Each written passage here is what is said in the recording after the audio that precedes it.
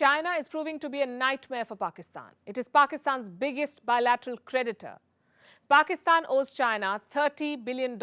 You could say China accounts for a big part of the debt that Pakistan is buried under.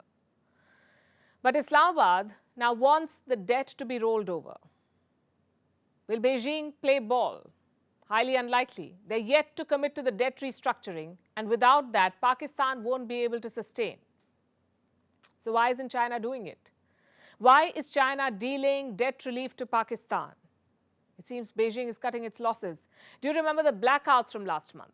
A power outage affected the entire country, all of Pakistan. Almost 220 million people, they were without electricity. Do you know why that happened? Why did Pakistan have to suffer this blackout? Because its national grid went down. And this wasn't a new problem. Pakistan has been suffering power outages for over a year now. Turns out, China has a role to play there. I'll repeat that. There's a Chinese hand in Pakistan's blackouts. You may have heard of CPEC, CPEC, China-Pakistan Economic Corridor. These are basically Chinese projects in Pakistan. And this is an important component of the BRI, the Belt and Road Initiative. Now, the CPEC has many projects. Among them are power projects. Under CPEC, multiple Chinese companies had set up plants in Pakistan, power plants.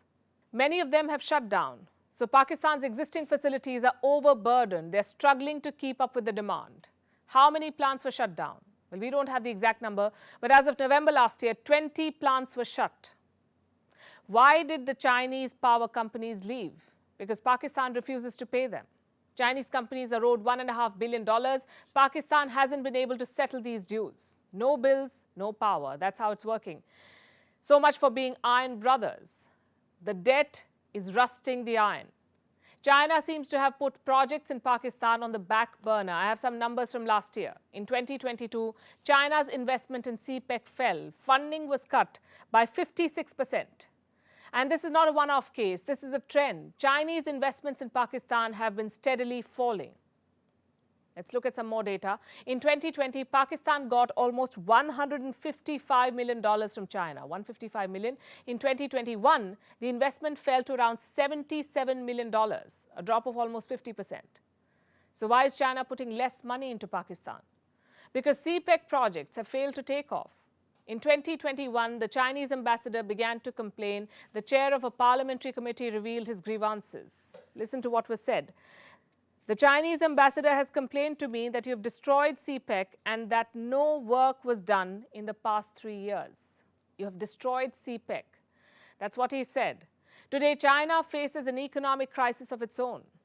The Wuhan virus has broken the back of the Chinese economy. And Beijing is reluctant to give out any debt relief. Take the case of Sri Lanka. China has yet to sign on Sri Lanka's IMF bailout. Last year, the world's poorest countries faced debt payments worth $35 billion. More than 40% of this was owed to China, 40% of this debt. Again, Beijing dragged its heels. The West has come down hard on China. It says China, and I'm quoting, China is the main obstacle to moving ahead with debt restructuring agreements.